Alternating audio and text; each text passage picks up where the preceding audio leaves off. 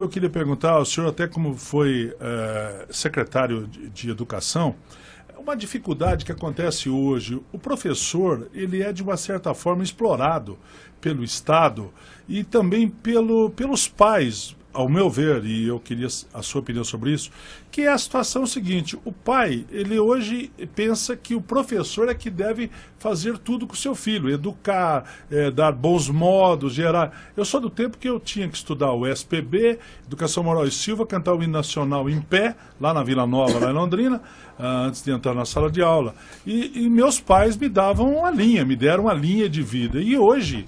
Aqui a gente sente que os pais de hoje, eles estão preocupados com outras situações e empurram tudo para o professor. Qual é a verdadeira função do professor, do ensinante, como o senhor às vezes diz? Muita gente confunde educação com escolarização. Educação é a formação de uma pessoa. Escolarização é um pedaço da educação. O que nós professores e professores fazemos é escolarização. Outro dia, num debate, um pai me perguntava: professor, o que é que a família pode fazer para ajudar a escola na educação dos nossos filhos? E eu disse: olha, pai, há uma inversão na tua questão. Não é a família que ajuda a escola na educação dos teus filhos, é o contrário. É a escola que ajuda a tua família na educação dos teus filhos, fazendo escolarização. Você tem uma, duas crianças, e os tem durante 24 horas por dia, espera até o fim da tua vida. Nós as temos 30, 40 numa sala de aula durante 4 horas. Se você supõe que tendo só duas, né, você tem dificuldade de fazer, imagine se nós, né, com um conjunto de crianças, conseguiríamos substituir o que é a tarefa da família. Por isso, assim como hoje tem o personal trainer, assim como tem o personal stylist, para ajudar a pessoa a se vestir, alguns acham que tem personal father e personal mother. Isto é, gente que substitui o pai e a mãe nisso. Não. A tarefa de educação dos filhos é da família em primeiro lugar e do poder público de forma secundária. A escola faz escolarização. Por isso, se a família não cumpre aquilo que ela precisa cumprir, a escola não dará conta. E não adianta entregar. Claro que também não adianta a escola dizer o que eu posso fazer. É preciso fazer uma parceria com as famílias, de modo a também formar os pais. Porque uma parcela dos pais está perdida. Ela não sabe o que tem. Ela vive uma situação de submissão com os filhos. Te dou um exemplo banal. Aliás, eu falava isso hoje num comentário na rádio, ao vivo em São Paulo, pelo telefone. Você imagine, quando eu era menino, e eu não estou querendo falar do passado para voltar a ele, mas ter algumas referências. Quando eu era menino, que eu chegava num restaurante, né, com o pai e a mãe, meu pai dizia assim: Mário, sente-se. Essa era a frase. E eu sentava. Qual é a frase hoje do pai e da mãe? Filhinho, onde você quer sentar? O que você quer comer?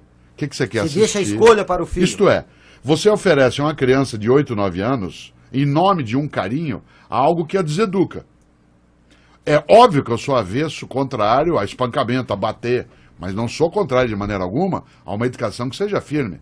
Eu nunca, meus filhos, eu bati neles, mas todas as vezes eu fui firme. Ser firme não é espancar. Tem que saber dizer não, né? É a fala. É a autoridade, é colocar a mão no ombro com delicadeza, mas com firmeza, para a criança sentir a pressão, sem machucar, mas sentir a pressão. Isso significa que, pode parecer pouco, mas há uma diferença significativa de formação de um caráter, de uma criança de 10 anos de idade, por exemplo, de eu dizer a ela: sente-se, e dizer a ela: onde você quer sentar? Só o modo de eu dizer a segunda frase, que parece carinhosa, ela não é carinhosa, ela é acovardada. Onde você quer sentar? O que você quer comer? Você não quer estudar um pouquinho? Brecha, né, professor? Claro. Resultado, sabe qual é a consequência? Parte dessas crianças é formada em famílias que não têm autoridade sobre ela, a criança dorme na hora que ela quer, come o que ela deseja, ela sai ou vê o programa que ela quiser, ou rádio, seja o que for. Onde ela vai encontrar um obstáculo a essa falta de limite? Na escola. Quando ela entra na sala de aula, nós falamos assim: cadê o material? Fez a tarefa? Cadê? Guarda esse telefone, joga fora esse chiclete. Sabe o que eles fazem? Parte para cima de nós. Nós nunca tivemos tantos casos de violência de aluno contra professor quanto que nós estamos tendo atualmente. Por quê? Porque nós somos o primeiro adulto no dia a dia de algumas crianças que decide exercer sobre ela a autoridade. A autoridade não é autoritarismo. A autoridade é a responsabilidade com o mando. Essa autoridade tem que ser exercida. Resultado, você sabe que tem pai ou mãe que vem até a escola pública ou privada reclamar conosco porque nós demos falta para um menino que não foi. Aliás, a pergunta já me foi feita várias vezes na vida. O senhor reprova por falta? Eu falo, jamais. Quem se reprova por falta é quem falta. Eu só dou falta para quem falta. Sim. Como eu só dou falta para quem falta e quem faltou não fui eu nunca reprovei por falta. Tem pai ou mãe que vai lá e reclama que a gente dá tarefa pro aluno. Nós estamos formando, e isso precisa cuidado, nós estamos formando uma geração um pouco mais fraca, que não pega no serviço. Né? A gente está formando gente, como a gente diz no interior, que não pega no breu. Mas aí é proibido trabalhar com 14 anos. Eu comecei a trabalhar, meu primeiro registro em carteira foi com 14 anos. Eu tenho 35 anos de carteira assinada. Já 36. E com 14 anos eu já trabalhava, mas trabalhava desde os 9, vendendo doce, entregando doce. É que é diferente. Por exemplo, a lei permite que você tenha o trabalho como menor aprendiz, e se há uma empresa familiar, que é o caso de muitos lugares no Paraná, em Santa Catarina, no Rio Grande, aí você tem autorização, desde que você não se ausente da escola. Isso. No teu caso, o trabalho não obrigatoriamente te impedia de ir à escola. Não. Mas no nosso país, essa legislação que impede o trabalho infantil, ela serviu porque milhares de crianças ficaram fora da escola porque precisavam trabalhar. Nesse sentido, a você não prejudicou. Eu não tenho dúvida de que uma criança, eu estou até imaginando. O professor não me conhece.